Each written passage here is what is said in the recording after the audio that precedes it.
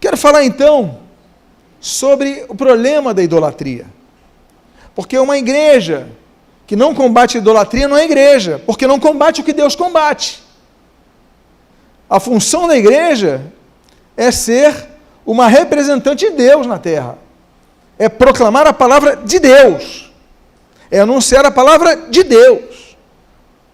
Então vamos falar hoje sobre idolatria, não vou falar sobre mariolatria, volto a dizer, já demos esse estudo, futuramente vou dar de novo, mas eu quero falar do cerne da questão. E essa passividade da igreja, no caso do Brasil, ela tem uma data infeliz para nós no ano de 1980. Estou falando de algo muito recente. Em 1980, no dia 30 de junho, o presidente da República, João Batista Figueiredo, ele institui e a aprovação do Congresso, a aprovação se torna uma lei federal de número 6.802. A lei diz o seguinte, abre aspas, o presidente da República faço saber que o Congresso Nacional decreta e eu sanciono a seguinte lei. Artigo 1º. É declarado feriado nacional o dia 12 de outubro para culto público e oficial a Jesus Cristo? Não. A Nossa Senhora Aparecida, padroeira do Brasil. Artigo 2, artigo 2º. Esta lei entrará em vigor na data de sua publicação. E ali, então, Brasília, 30 de junho de 1980, assinado o presidente João Batista Figueiredo. Nós tendemos a idolatrar. Nós, seres humanos, tendemos a idolatrar. Idolatria, ela começa com aquela admiração, muitas vezes na base do agradecimento, do reconhecimento, e aquela valorização vai se tornando uma hipervalorização, e aí vai alcançando pontos que você já não busca a Deus, a direção para a sua vida, você já busca outros caminhos. E aí nós temos, então, chega-se ao culminar de declarar-se o dia 12, que para mim, e para nós, e os mais antigos, até 1980, era o dia da criança. E hoje não é só dia da criança na nossa nação. Como é que é a questão da idolatria? Satanás, desde o início dos tempos, ele quer receber a adoração e ele cai por causa disso. Isaías capítulo 14, no versículo 12 ao 14, diz assim: Como caíste do céu, ó estrela da manhã, filho da alva, como foste lançado por terra, tu que debilitavas as nações, tu dizias no coração, eu subirei ao céu, acima das estrelas de Deus, exaltarei o meu trono, subirei acima das mais altas nuvens, e serei semelhante ao Altíssimo. Satanás, ele cai, a Bíblia registra sobre a queda de Satanás, e ele cai movido a esse orgulho, olha, eu posso ser adorado, ele diz, olha, eu serei semelhante ao Altíssimo. A queda luciferiana, a queda satânica, a queda de Satanás, ela se dá por causa do orgulho, em querer ser como Deus. Tanto é que na tentação no Éden, o que ele fala? Olha, vocês, quando comerem dessa fruta, vocês vão ser como Deus. Ele já atiça no ser humano esse desejo de ser reconhecido, de ser adorado, de ser valorizado ao extremo. Esse é o espírito de Lúcifer. Aí você pensa, bom, mas isso aconteceu muitos anos atrás, isso mudou? Não.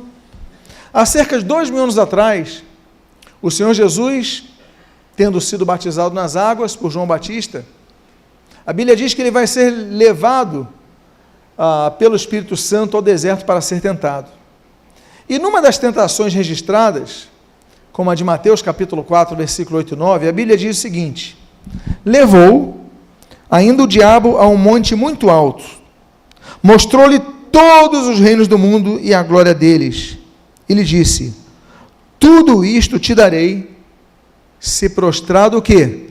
Me adorares. Satanás não mudou com o tempo. Satanás não mudou ao longo das eras.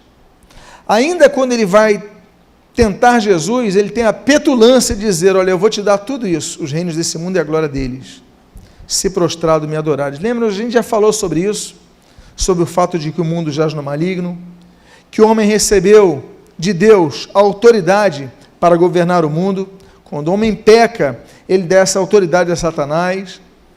A Bíblia fala sobre isso, mas fala sobre essa autoridade limitada, porque Jesus tem todo o poder e toda a autoridade.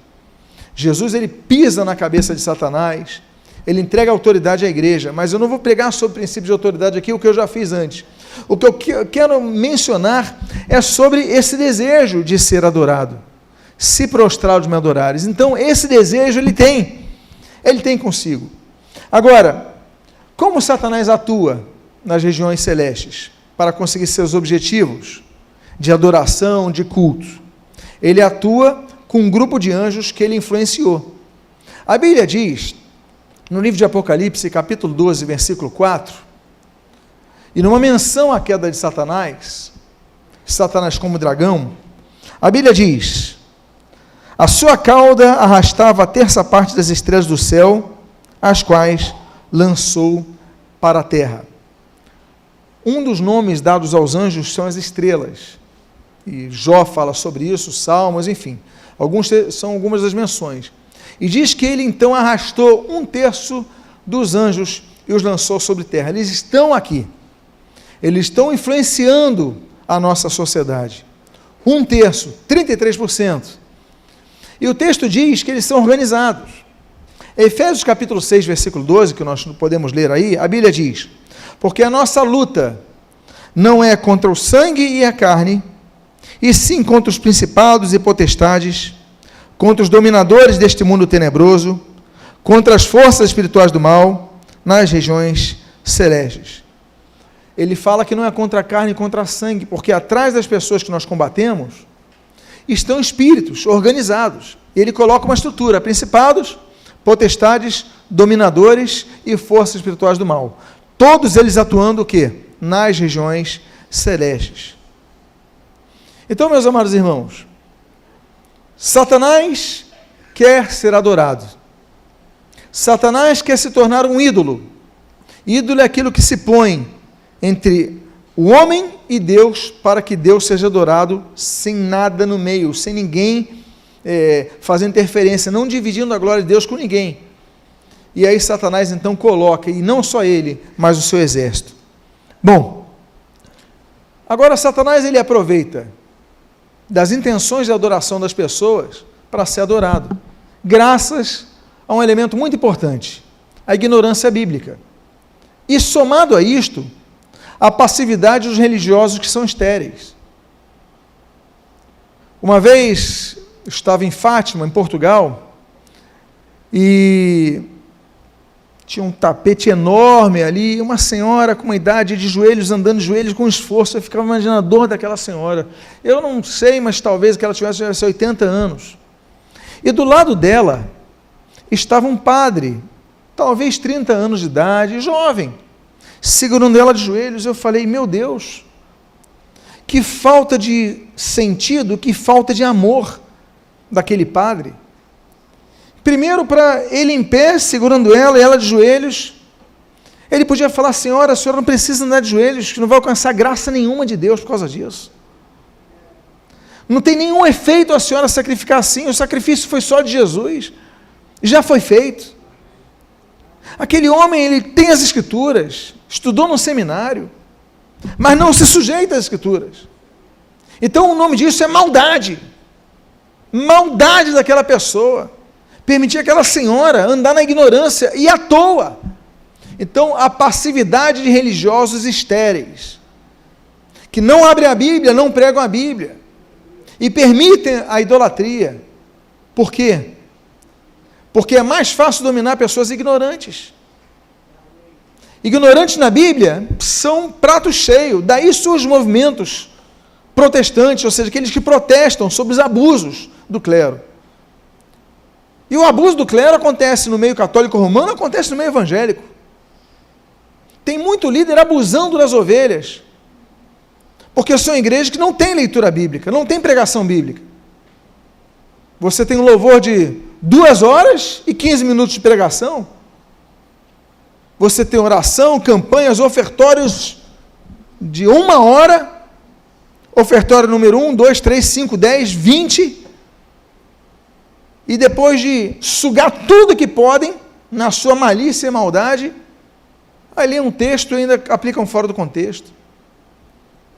Meus amados irmãos, é a maldade somada à ignorância bíblica e à passividade estéril desses líderes estéreis. Mas o fato é que a Bíblia começa a falar de maneira sucinta. A glória de Deus não se divide e não pode ser aplicada de forma alguma a nenhuma imagem de escultura. A Bíblia diz, no texto que você está lendo, Isaías 42, versículo 8, eu sou o Senhor, este é o meu nome. A minha glória, pois, não darei a outrem, nem a minha honra às imagens de escultura. Não há nada de Deus nas imagens de escultura. Não há nenhuma centelha, se eu for usar um termo gnóstico, uma centelha de divindade na imagem de escultura. Não há nada, porque ele não atribui sua glória a ninguém, nem a imagem de escultura alguma, nem a sua honra.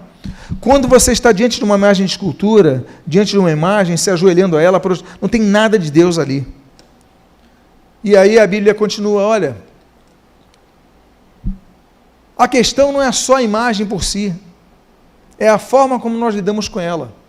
Porque o texto de Deuteronômio, capítulo 11, versículo 16, diz claramente, guardai-vos, não suceda que o vosso coração se engane, e vos desvieis, e sirvais a outros deuses, e vos prostreis diante dele. A Bíblia proíbe que nós nos prostremos diante de qualquer imagem. Nos prostremos. As pessoas se ajoelham. As pessoas têm um oratório nas suas casas. As pessoas veem uma imagem, se prostram diante deles, fazem reverência a essa imagem. Meus amados, a Bíblia é clara, vocês não podem servir outros deuses. A glória é só a Deus. O culto é só a Deus, é exclusivo a Deus. Vocês não podem se prostrar.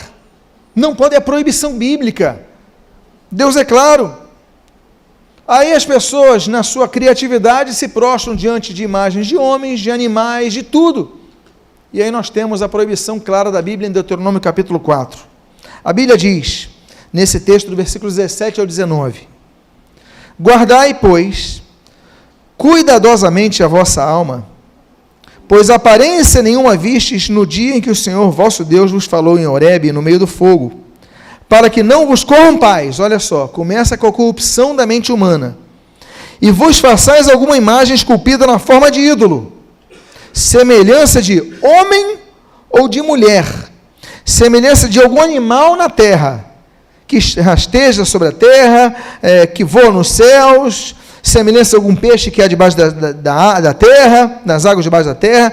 Guarda-te, não levante os olhos para os céus, e vendo o sol, a lua, as estrelas, o saber, todo o exército de anjos dos céus, seja seduzido a inclinar-te perante a eles, e deis culto àqueles, coisas que o Senhor teu Deus repartiu a todos os povos debaixo de todos os céus. Então as pessoas adoram os astecas, os incas, aí você começa a ver nas populações os cultos à montanha sagrada, aí o culto ao sol, ao culto à lua, as pessoas fazendo reverência ao sol, no sol se pondo, pedindo a bênção do sol, ou animais. Aí você vai na Índia, você vê o absurdo ali, dos animais reinando. Aí você não dos animais, aí você vai nas mitologias, a mitologia egípcia com vários animais sendo cultuados ali. Então, meus amados, a Bíblia desde sempre proíbe isso. A Bíblia foi escrita para ser a lâmpada para nossos pés e a luz para o nosso caminho, diz Salmo 119, versículo 105. Ela nos dá diretriz sobre o que nós devemos fazer e o que nós não devemos fazer. Então não podemos cultuar a nada, a ninguém senão a Deus. Ah, mas um anjo apareceu, eu vou adorá-lo. Não, o anjo não pode ser adorado. A Bíblia diz em Apocalipse, capítulo 22, no versículo 8 e no versículo 9, o seguinte: eu, João, sou quem ouviu e viu estas coisas. E quando as ouvi e vi, prostrei-me ante os pés do anjo que me mostrou essas coisas, para o quê? Adorá-lo. Então ele me disse: vê, não faças isso. Eu sou conservo teu, dos teus irmãos, os profetas, dos que guardam as palavras deste livro. Adora a quem? A Deus. João, na sua revelação do Apocalipse, ele estava acompanhado de um anjo. E naquele momento, depois de tudo isso, estou falando do último capítulo da Bíblia, capítulo 22 de Apocalipse, não tem nada depois de Apocalipse. Ele vai encerrar, e depois de tudo que João aprendeu com o Senhor Jesus, tudo que o Senhor João aprendeu ao longo de sua história, as visões que ele teve, ainda assim o homem teve a tendência de adorar um anjo. É a tendência humana adorar alguém que não seja Deus. Ele vai se prostrar diante do anjo, e o anjo fala: não faça isso, sou conservo teu. Hoje você tem culto dedicado a São Miguel Arcanjo, igreja a São Miguel Arcanjo, oração a São Miguel Arcanjo, não é verdade? Oração a São Gabriel, oração, porque nós criamos idolatria com os próprios, e o clero não faz nada, permite.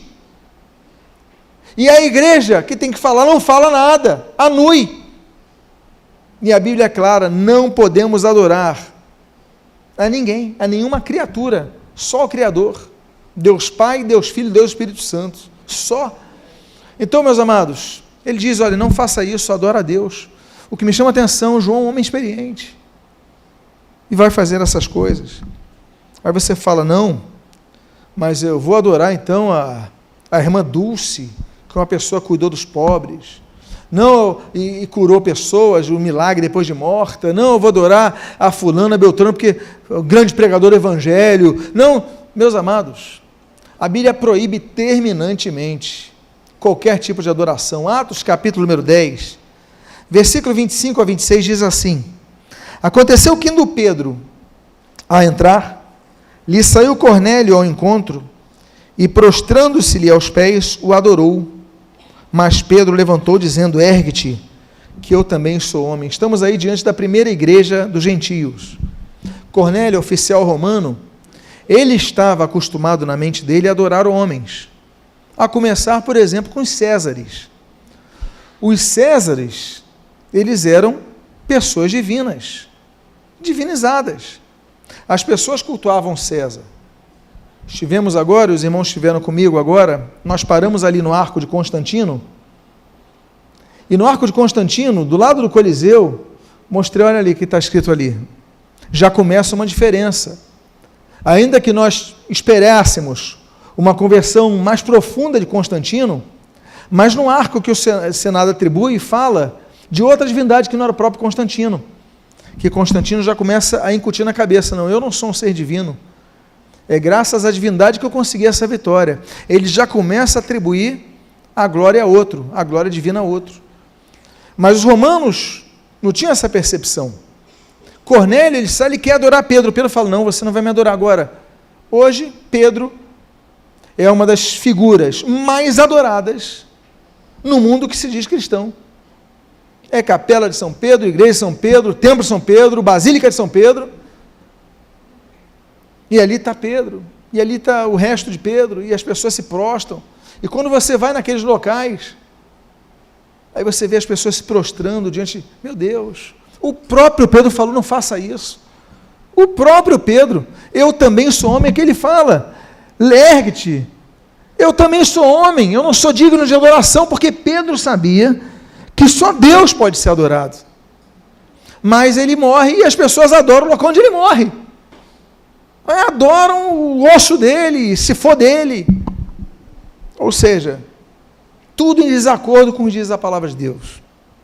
Não podemos também temer a nenhum ídolo e nenhuma pretensa retaliação que alguns dizem que ele pode fazer. Não, você não pode deixar de oferecer essa coisa a esse santo. Não, você serviu a ele, olha, se você fizer isso, ele vai atrás de você vai ser amaldiçoado.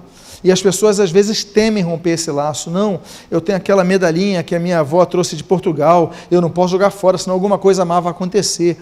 E se coloca um terror para você se libertar do mal. E nós não podemos temer. A Bíblia é clara sobre isso. Segundo Reis, capítulo 17, versículo 35, a Bíblia diz o seguinte: ora, o Senhor tinha feito aliança com eles e lhes ordenara, dizendo: não temereis outros deuses, nem vos prostrareis diante deles, nem lhes oferecereis, nem os servireis, e nem lhes oferecereis sacrifícios. A Bíblia diz que a gente não pode se prostrar, não pode oferecer sacrifício, não pode servir e nem pode temer. Temor, ter um respeito muito grande, com receio de ofender. Não, eu tenho que temor essa estátua de Maria, eu tenho essa estátua de São Jorge, eu tenho essa estátua do pastor fulano de tal, se houvesse. Não podemos, só podemos temer a Deus. Deus é o único que deve ser temido e adorado. Amém, queridos? É o que diz a Bíblia, porque isso é uma afronta a Deus. Agora, além de afrontosa, a idolatria é inútil em alcançar qualquer bênção. O texto de Isaías, capítulo 40, no versículo 20, 45, perdão, versículo 20, diz assim: congregai-vos e vinde, chegai-vos todos juntos, vós que escapastes das nações. Nada sabem os que carregam lenho das suas imagens de escultura e fazem súplicas a um Deus que não pode salvar. A Bíblia está chamando as pessoas que carregam estátuas, que acudem a estátuas, fazem súplicas a um Deus que nos pode salvar, que nada sabe, está chamando de ignorantes. Ignorantes. Ignoram o que a Bíblia diz, são ignorantes. Nada pode, essa criatura não pode salvar. Ah, Santa Ana, me acuda. Ah, Maria, me ajude, me salve. São Jorge, me proteja. Não podem salvar e são ignorantes os que buscam a solução neles. Nada pode se colocar no caminho de nosso acesso direto a Deus mediante Jesus Cristo, nada. Devemos clamar somente a Deus, buscar somente a Deus, buscar nos prostrarmos diante de Deus, buscar dele a sua salvação, só Ele. Então, meus amados irmãos, devemos estar muito cientes disso, porque a idolatria, ela não redunda em nenhuma bênção, não tem nada de bom acontece, só de ruim, que nós vamos ver daqui a pouco. Vocês lembram que o título dessa mensagem é Idólatras? Qual é o título da mensagem, vocês lembram? Servos e sócios dos demônios. Eu estou dizendo que nada de bom acontece para os idólatras. Agora, acontecem coisas ruins com os idólatras, segundo a palavra de Deus, segundo diz a Bíblia. A Bíblia diz, e outro comentário sobre esses religiosos, que permitem que a idolatria se propague e se alastre. A Bíblia começa a dizer aspectos negativos que vão acompanhar essas pessoas. Porque o texto do Salmo 115, no versículo 4 e 5, diz assim: prata e ouro são os ídolos deles, obra das mãos de homens. Tem boca e não falam, tem olhos e não veem, tem ouvidos e não ouvem, tem nariz e não cheiram. Aí a Bíblia continua dizendo o seguinte: suas mãos não apalpam, seus pés não andam, som nenhum lhe sai da garganta. Agora olha só, o que diz o final nesse versículo 8? Tornem-se semelhantes a eles os que os fazem e quantos neles confiem. Tornem-se. Temos aqui algo que começa a traduzir a idolatria em algo muito negativo para a própria pessoa. Tornem-se semelhantes a eles, os que o fazem, ou seja, os que produzem, os que propagam, os que vendem, os que divulgam os ídolos. E quantos neles confiam? Você tem aquele ídolo, você confia nele, você tem aquela estátua, você confia nela, você coloca a tua fé nela. Torne-se como eles. Tem olhos, não veem, tem ouvidos, não ouvem, tem nariz, não cheiram, tem pés, não andam. Ou seja, pessoas completamente nulas em suas vidas espirituais, vão se tornar cegas, vão se tornar mudas, vão se tornar surdas, além de ignorantes, que a Bíblia já comentou ali em Isaías 45, como nós lemos anteriormente. Começa a ter, percebemos, imprecações contra essas pessoas. Agora, os idólatras não apenas servem aos demônios, eles se tornam sócios dos demônios. O que é ser sócio? Quando você está numa empresa, você se torna sócio de outra pessoa, o que você tem com essa pessoa? Você tem um vínculo, não é verdade? Um vínculo. E nesse vínculo, o que se traduz nesse vínculo? Que você vai dividir com essa pessoa os benefícios, os lucros da empresa, você é sócio, não é isso? Ou os prejuízos. Se a empresa tiver prejuízo e você for um sócio igualitário, você não divide o prejuízo com outro sócio? Sim ou não? Ou seja, você tem um vínculo participativo do que é bom ou do que é ruim. Bom, a Bíblia diz que aqueles que se associam e cultuam os ídolos se tornam sócios dos ídolos. Olha o texto de 1 Coríntios, capítulo número 10, versículos 19 e 20. Veja o que diz. Que digo, pois? Que o sacrificado ao ídolo é alguma coisa? Ou que o próprio ídolo tem algum valor? Porque não tem valor nenhum. Antes, digo que as coisas que eles sacrificam, é a quem que sacrificam? A demônios que sacrificam, e não a Deus. E não quero que vos torneis associados aos demônios. Primeira coisa, vamos voltar um pouquinho no que nós falamos no início. O que Satanás queria quando cai? Adoração. Não é isso? Quem que ele arrasta com ele nesse mesmo espírito? 1/3 dos anjos, que nós os chamamos de demônios. Então, os demônios, os anjos rebelados, os anjos caídos, estão com ele nesse mesmo espírito de receber adoração. Satanás continua e fala para Jesus, Mateus 4, olha, eu vou te dar tudo isso se prostrado me adorares. Ele quer essa adoração. E a Bíblia diz que ele, e não só ele, mas os seus anjos, os demônios, a Bíblia diz o seguinte, presta atenção aqui, eu não quero, olha, a coisa que eles sacrificam é a demônios que sacrificam, não a Deus. Ou seja, atrás de cada estatuazinha, atrás de cada imagem, a pessoa está se prostrando ali, me dá a tua graça, me dá a tua direção, ele está se prostrando a demônios, é o que diz o texto bíblico. E tem um demônio lá querendo receber essa adoração, que é o objetivo deles, é receber a adoração. Desde o início, sempre foi esse objetivo, receber a adoração. Então, eles sacrificam, a demônios que sacrificam. Aí você passa pelo Alto da Boa Vista, as pessoas sacrificando animais, a ação tal, e um termo em português, um termo em dialeto africano, não importa. Os nomes podem variar, as formas, as aparências físicas podem variar, mas o texto diz, não sacrificam a Deus, sacrificam a demônios. Tem um demônio atrás ali de cada um dos objetos que recebe culto, adoração. E o texto diz, e não quero que vos torneis associados aos demônios. O termo aí está koinonós. Deixa eu ver se eu coloquei ali os outros termos. Não. Koinonós. Nós conhecemos muito o termo bíblico koinonia, que significa comunhão. Koinonia e koinonós vêm da mesma base, koinós, que significa ser sócio, estar associado a. Eu não quero que sejam associados aos demônios, porque aquilo que os demônios forem receber, vocês vão receber.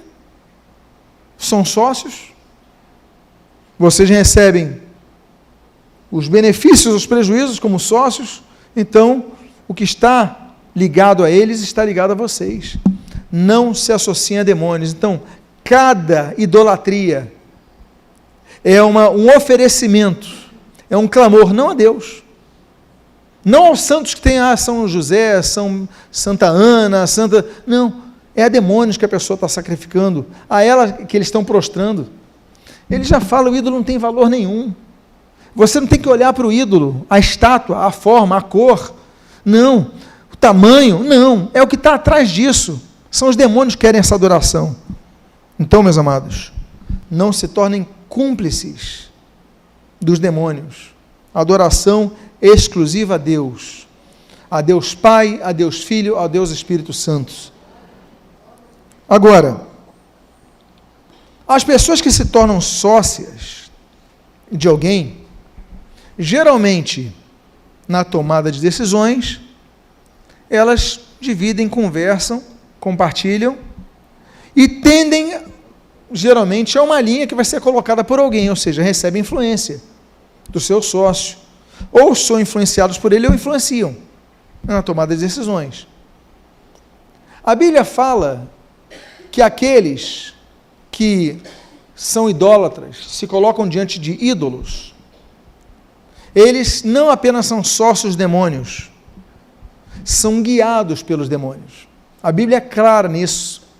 Quando fala em 1 Coríntios, capítulo 12, versículo número 12, é o seguinte: sabeis que outrora, quando éreis gentios, deixáveis conduzir-vos aos ídolos mudos, segundo éreis guiados.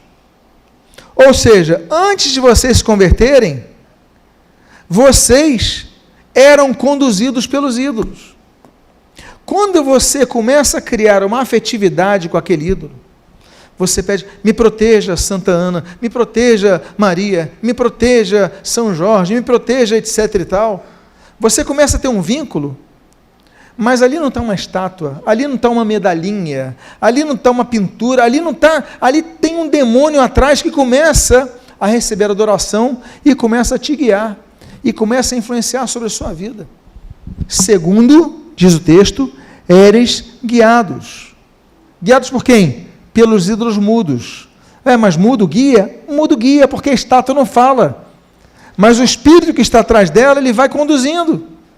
E por isso que a Bíblia é muito clara, se vocês são filhos de Deus, vocês são guiados por quem?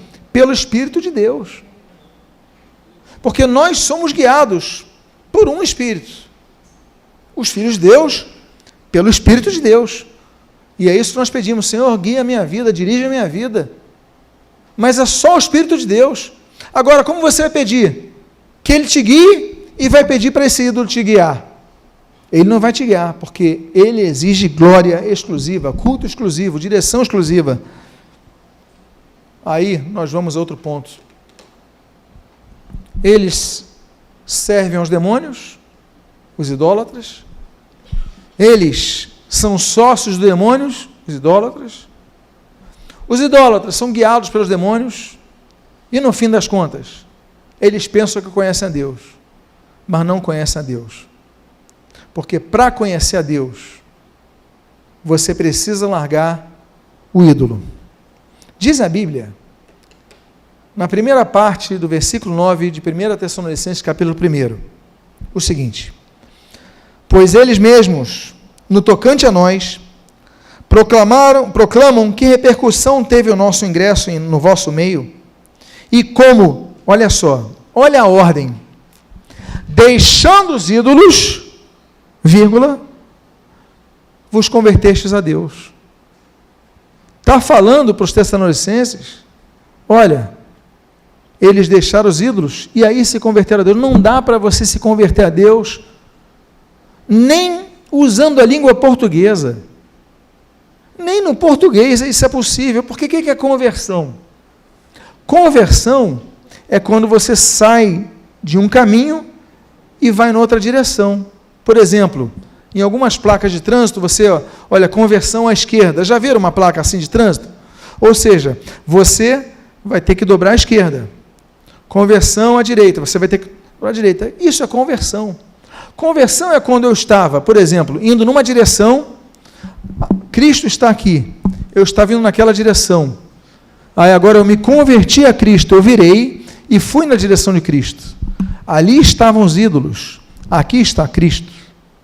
Ali estava o mundo, aqui está Cristo. Ali estava o reino das trevas, aqui está no reino da luz. Não há como eu ficar no meio do caminho. Como diz Elias, até quando cocheareis entre dois caminhos? Você vai ter que decidir. Ou Baal é Deus, ou o Senhor é Deus, não tem como. Então, a conversão exige que você dê as costas para os ídolos e caminhe para Cristo. Volto a dizer, e como? Deixando os ídolos, vos convertestes a Deus. Então, quem serve aos ídolos? Quem acude a um ídolo? Quem reza a um ídolo? Quem clama a um ídolo? Quem se prostra a um ídolo? Ele está de costas para Deus, porque não se converteu a Deus. Ele precisa largar o ídolo e se converter para Deus. E por causa disso, os idólatras não podem servir a Deus. Porque o mesmo texto, o mesmo capítulo, 1 Tessalonicenses, capítulo 1, versículo 9, agora lido por completo, mostra isso. Olha só, vou ler agora todo até o final. Pois eles mesmos, no tocante a nós, proclamam que repercussão teve o nosso ingresso no vosso meio. E como deixando os ídolos, vos convertestes a Deus para servirdes a quem? O Deus vivo e verdadeiro, porque o que ele serve não é vivo nem verdadeiro. É falso, é fake, é inócuo, não tem sentido. Para você servir a Deus, o primeiro passo, agora indo de trás para frente, é se converter. E para se converter, o passo anterior, deixar os ídolos. Então deixa a idolatria, se converte a Deus, e aí você passa a servi-lo. É uma ordem. Não há como alterar esta ordem. Não há. Agora, a coisa vai piorando. Porque eu falei, não traz benefício nenhum, mas traz malefícios. Estamos indo neles, estamos caminhando. E o pior deles é a morte eterna. Os idólatras não verão a Deus. Sou eu quem digo? Não. Como eu tenho feito aqui, é a Bíblia. E a Bíblia diz em 1 Coríntios capítulo 6, versículo 9 a 11 o seguinte: ou não sabeis que os injustos não herdarão o reino de Deus? Não vos enganeis, nem impuros, nem idólatras, nem adúlteros, nem efeminados, nem sodomitas, nem ladrões, nem avarentos, nem bêbados, nem maldizentes, nem roubadores herdarão o reino de Deus. Tais fostes alguns de vós, mas vós vos, o que diz ali?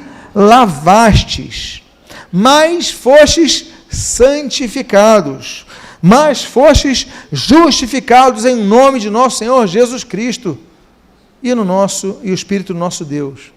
Ou seja, se essas pessoas não vão herdar o reino de Deus, elas podem, arrependidas de seus pecados, se lavarem dessa impureza espiritual a qual adentraram, se santificarem, se separarem disso e serem então justificadas por Cristo para a salvação, porque Cristo nos justifica, a sua morte nos torna justos. Amém, queridos? Não que mereçamos, mas para herdarmos a salvação. Aí você fala, poxa, mas coisas acontecem na minha vida, e tem acontecido há gerações. Muitas vezes existem maldições que nós carregamos por causa da idolatria de um antepassado anterior, não os crentes. A Bíblia diz claramente, 2 Coríntios 5,17, se alguém está em Cristo, nova criatura é. As coisas velhas já passaram, eis que todas se fazem novas. Os que estão em Cristo não são condenados. A Bíblia fala sobre isso no Evangelho de João, capítulo 1, a Bíblia fala sobre isso, Romanos capítulo 8, versículo 1, agora, pois, nenhuma condenação há para os que estão em Cristo Jesus. Não há condenação. Agora, e para os que não estão em Cristo Jesus? Existem maldições hereditárias que acompanham? A Bíblia diz que sim. As maldições hereditárias, elas acompanham as gerações. Elas só cessam em Cristo, que carregou toda a maldição por nós, como diz Gálatas capítulo 5. Agora, essa maldição, no caso dos idólatras, segundo a Bíblia diz, não sou eu, não é lucubração minha, não é cálculo meu, é o texto.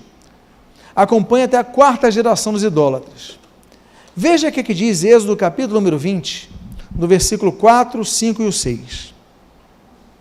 Não farás para ti imagem de escultura, nem semelhança alguma do que há em cima nos céus, do próprio Deus, da própria divindade, nem embaixo na terra, nem nas águas debaixo do mar.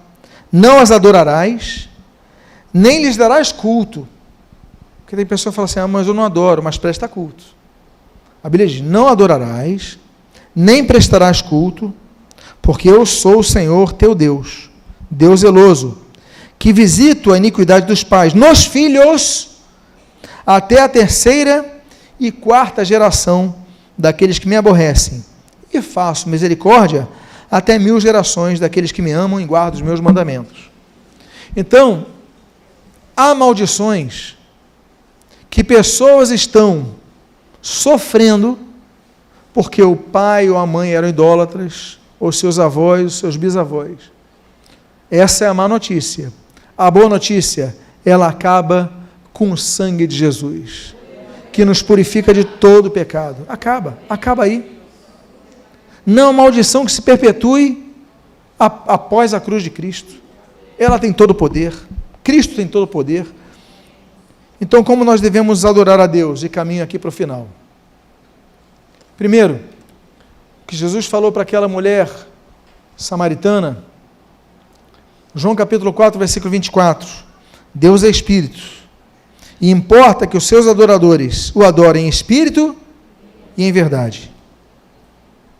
E eu podia me alongar mais sobre esse assunto, mas começo dizendo, adore a Deus no Espírito, não pelo que você vê, não na estátua, não na pintura, não num símbolo, não, em Cristo. E segundo, em verdade, que seja uma adoração genuína. E eu lembro que a resposta de Jesus, vocês lembram da tentação de Satanás com Jesus? Jesus responde, a Bíblia diz assim, Lucas 4:8, mas Jesus respondeu, está escrito, ao Senhor teu Deus adorarás, e só a Ele darás culto. Portanto, quem é idólatra? É o que adora um ídolo, ou é a quem presta culto a esse ídolo? Só Jesus falou. Jesus, esse texto é dele. Só a Ele darás culto. Então não damos culto a Maria, não damos culto a Dulce, que a partir de hoje a religião católica romana começará a prestar cultos a ela, não damos culto a Jorge, não damos culto a pastor nenhum, damos culto a Deus, e só a Ele prestamos culto, ao Senhor. E eu concluo com um texto que eu já li. Esse é um estudo, naturalmente, que seria muito mais longo, mas, pelo avançar do horário, eu vou concluir com um texto de 1 Tessalonicenses 1, versículo 9, diz assim, pois eles mesmos, no tocante a nós, proclamam que repercussão teve o nosso ingresso no vosso meio, e como, deixando os ídolos, vos convertestes a Deus, para servirdes o Deus vivo e verdadeiro. A minha pergunta é, você quer servir a Deus?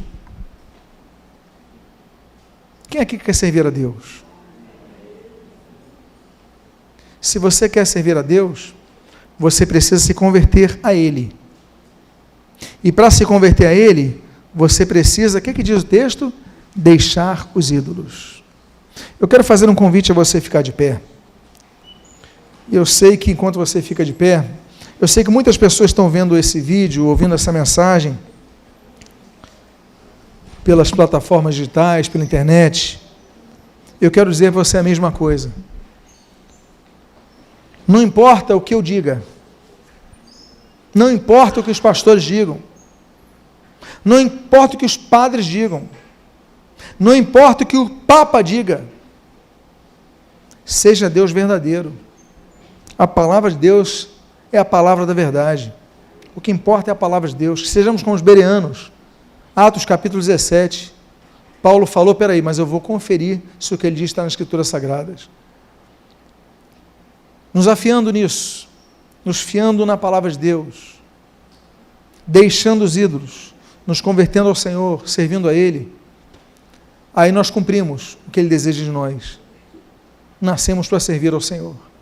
E Ele não divide sua glória com o outro. Então, eu gostaria de convidar você a fechar os seus olhos.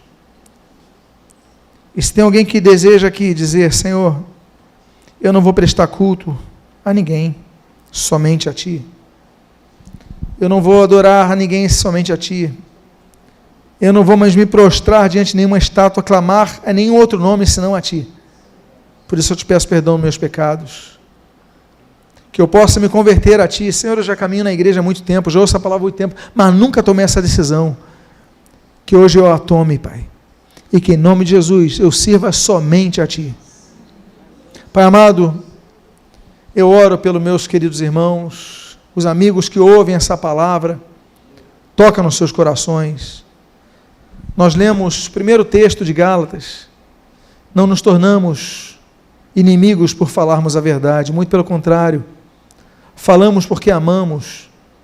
Tu colocas a Tua palavra a nós, porque nós a Ti amamos. Deus amado, fala conosco, abençoa as nossas vidas, tem misericórdia do nosso país.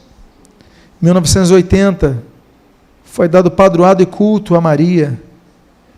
Ela foi uma mulher maravilhosa, foi uma mulher santa, foi uma mulher que Deus escolheu dentre tantas. Sim, Deus, tem virtudes, tem qualidades, mas ela foi uma pecadora como nós, como a Bíblia diz, e ela precisou de salvação, como ela mesma cantou, e ela precisou, Senhor, do perdão dos seus pecados, como todos nós precisamos. Agora, por mais digna que ela fosse, ela não é digna de ser cultuada como ninguém o é, senão o Senhor Jesus Cristo.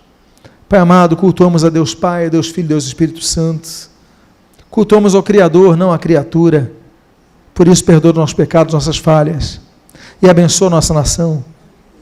Hoje incorre em mais um erro, ao proclamar culto a uma senhora que foi uma pessoa espetacularmente boa, pensou nos pobres, Pai, mas ainda assim, não é objeto de culto, da dolia, da hiperdolia, da latria, enfim, não é objeto de nada disso. Mas, Pai amado, que tenhas misericórdia em nossas vidas, porque ela também precisou da tua misericórdia, porque ela também acudia aos ídolos, clamava aos ídolos. Ó Deus, que em nome de Jesus, abre os olhos da tua igreja, para que não sejamos cegados pela boa vizinhança, mas alicerçados na tua palavra. É o que nós pedimos, nós fazemos agradecidos em nome de Jesus.